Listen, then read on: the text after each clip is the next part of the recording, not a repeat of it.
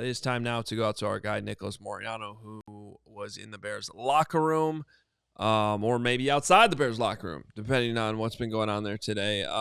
Some new procedures, huh, Nick? I mean, this is actually we talked about this with Cole Kmet a couple weeks ago in London, what's been going on with the NFLPA. This is the first time the Bears locker room has been open since then because they were in London, then they had the bye week. What was it like today?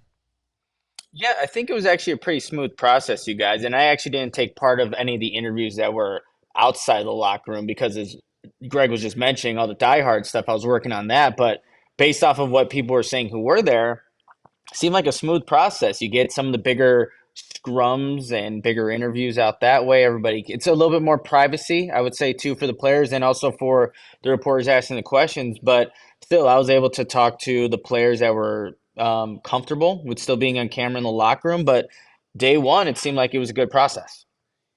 Nick, you sat down with Zac Pickens, who I thought he was pretty frank watching your interview that, he's got a little bit of a challenge here to get back on the field and, not just feeling well, but just the players that are playing well in front of him. Yeah, he was I think pretty candid with how he kind of responded to kind of getting back because look, this is a defensive line mark that everybody has shown some type of production or flashes at some point in time. So there's a lot of depth on the inside. You have obviously guys on the outside that are filling in. So for Zac Pickens, obviously he had some pretty big goals going into the season, but now he has to work his way. And he said today's practice was really important for him to kind of get him on the right footing to not only play on Sunday against the Commanders, but to, just get back in the rotation. That needs to be earned. It's not just given. And we know how Matt Eberflus really prioritizes players that can practice. Nick, I'm waiting with bated breath for Rome Odunze to break out here. I feel like, and I know you watch a lot of the tape, I feel like it is only a matter of time with what he's showing from a separation ability and his route running ability. Do you have a chance to talk with him here today? Because I know that, like I said, it's only a matter of time before this guy really breaks out.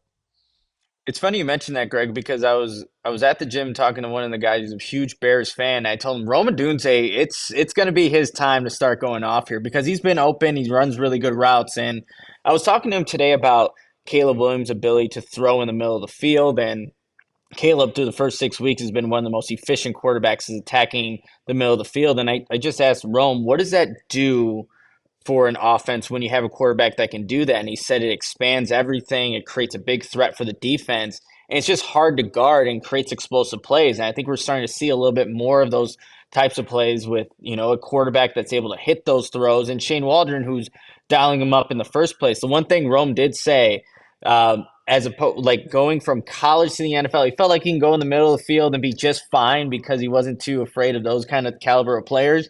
He said in the NFL, it's the real deal. There are some guys that can, knock you out if you're not comfortable or if you're not aware of where you are positioning on the field. So I think that's been a big part of this offense and something that I would like to see continue. You talked to Gervon Dexter. I know Dexter is I think everybody's got to be pretty happy with what Dexter's done so far in year two and continues to seemingly get better. What was the conversation like with him? Yeah, so I asked him before the season even began, you guys. He had pretty lofty goals that he wanted to set. I think it was 8.5 sacks, all Pro Bowl. And I asked him, like, you have 4 sacks through the first 6 games. How are you feeling about how proud you are of like accomplishing that? And he said there's really a lot more for him to do. He's proud of the defensive line and how everyone has grown. And he actually said a cool stat. He said almost everyone on the D line has a sack. So I had to go back and look. And just looking at, if you go, again, just anywhere where you look up sacks, the only defensive lineman that doesn't have a sack on this team right now, you guys, is Daniel Hardy. And that's pretty good when you're thinking about all the different guys that go in waves and rotations for this Bears defensive line. So Gervon feels good where he's at. I think there's more that he wants to accomplish. I did get a chance to talk to him about facing the Commanders and whether it's Jaden Daniels, Marcus Mariota. And he said you just got to make sure that everyone's able to cover each other on the defensive line, inside and outside moves. But he also said that's, really for any quarterback. That's not just catered to Mariota or Daniels. That's going to be the standard. So I don't think you're going to see the Bears defensive line do too much differently for this matchup than they would for any other quarterback. But he said collapsing the pocket is going to be key and just got to be consistent in the rush lane to be successful against Commanders offense. flip it over to the offense, Nick. I hear you talk with Tevin. How's my guy 76 feeling? How's he looking as far as the mental side when does he have the smile on his face, and what's he thinking about the Bears offense right now? Yeah, I think Tevin was good that I didn't interrupt him eating his lunch, and I kind of waited for him to finish his bowl that he had there, and then I started asking him some questions. But I wanted to ask him how he feels about the offense and what they've been doing recently. And the word that he brought up was compatibility with each other. And he knows that obviously the units started off slow, but gaining more continuity and starting to become a whole offense, he said, instead of what was happening earlier seasons really helped. And, Eberflus said it would be the same lineup that we saw in against Jacksonville 2 weeks ago. So keeping that continuity, compatibility has been big for the offensive line. And then I asked him about facing this Commanders defense, because just watching a few games from them, you guys, like, they have a bunch of pass rushers that will get after the quarterback. And Tevin thought the same exact thing. He also said they hustle to the ball. They're always trying to punch the ball out. They go from hash to hash. And he said it's going to be a game about who will finish longer this week as to who's going to win this game. So it's a tough test for, this Bears offensive line. It does help that they don't have to face Jonathan Allen, who's out for the season, but still a lot of capable playmakers on that Commanders defense. Nick, I know you saw something very cool today at Halas Hall that you want to share with us. And I actually teased this earlier on in the show before I knew you were going to bring it up here. So, because I saw it on Twitter, take us through what was going on with Kyler Gordon.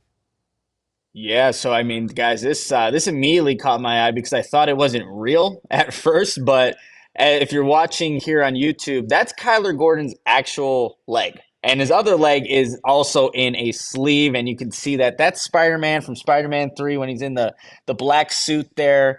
And he said it took 2 sessions, 15 hours. And guys, to be completely honest, like, it's badass. Would I have gotten that as a younger Nick? Probably on my arm somewhere, but obviously that probably cost thousands of dollars, but it looked really cool. And if you're Kyler Gordon, he likes to wear the compression sleeves and obviously you have the long socks. You got to switch it up. I think you got to show off that tattoo on game day, but it was really impressive. And hopefully Kyler Gordon's trending in the right direction. Matt Eberflus said day to day. So hopefully we get to see Kyler Gordon and his new sleeve tattoos. He is all in with this Spider-Man routine. Is it bad that the first thing I thought of is how is getting a 15-hour tattoo on your leg going to affect your hamstring injury? That's true. Is it like acupuncture? I saw somebody in the comments of that. Like, do we know it's that leg? Bearing the lead here too. That it's both legs. Young Nick would have done that tat. Honestly, okay. Here's the thing. I am deathly afraid of needles and blood, but yet I have 3 tattoos. I don't know how I got the one on my arm. That one almost killed me, but yeah, that I probably wouldn't have been able to do that. That sounds excruciatingly painful if you get near the bone. Like, that's where things just not good. Not good. Our guy Pat Norton, who's also at Halas right now, says clear compression sleeves, just saran wrap the crap out of it. That'd be a new look. Yeah, I'm. Carm's disgusted. I'm not. You're allowed to have your opinion. I'm not a big tat guy. Carm has a picture of Tyson Bagent tatted on his ass cheek. Tyson Bagent was called a great athlete today by Matt Eberflus, which was the highlight of today's press conference. He calls it secret Bagent ass. I'm surprised you didn't lead with that. I'll be here all week. You need to retire and or be fired. One of the two. It's fun. Hey, Mark, real quick. So when Matt Eberflus made that comment about Tyson Bagent, in my notes, I just put Bagent equals Daniels, and that's all. That's how I left it. So that's exactly right. Right. And I don't know why anybody actually was surprised by that comment. I don't even know why I'm bringing it up because we all knew that beforehand. But I did enjoy Flus saying that. Well, it is the most under. I think if they beat the Commanders, Bagent should get a game ball for scout team quarterback. Do people not realize that their lives are going to change from when they're 20 and 30 and 40 to 60 and 70 and 80 if they're fortunate enough? And, what you think is cool at 20 might not be what you think is cool at 80. Is he really going to want to have a Spider-Man thing on his leg when he's 80 years old walking around? Can you imagine that? Care at 80? Yeah. That's a cool 80-year-old. Like, if you see that 80-year-old man on the street with a Spider-Man tattoo, my first reaction was like, that dude not only was cool, he's still cool at 80.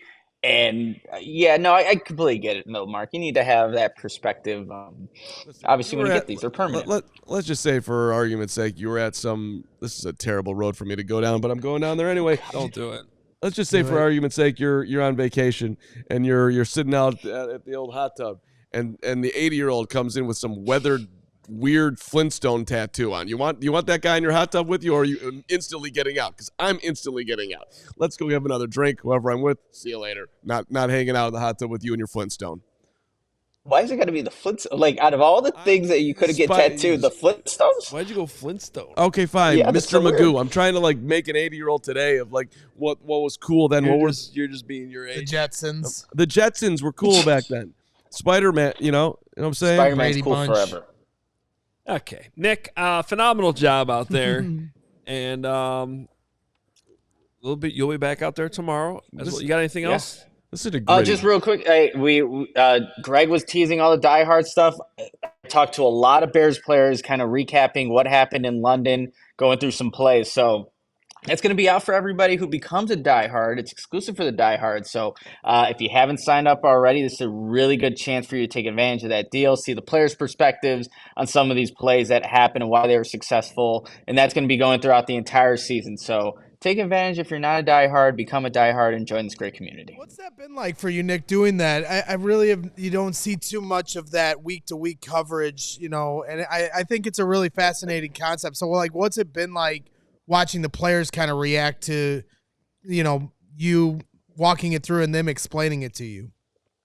Yeah, I think the players that I've talked to are all for it. I think they love seeing the tape there and then kind of describing what's going on without giving away too much, but just kind of providing some perspective on it. I always like to get into every interview. It's like, are you a Samsung or Apple guy? And then I tell them well, this is what you can get when you have a Samsung Galaxy S24 Ultra. You can do the little feature there and get all that stuff. So that kind of gets us into the interview process. But I think players are really for it.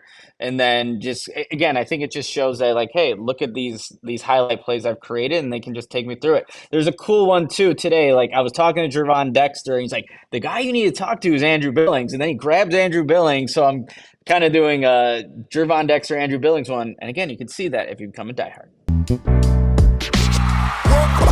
We all silly like the mayor.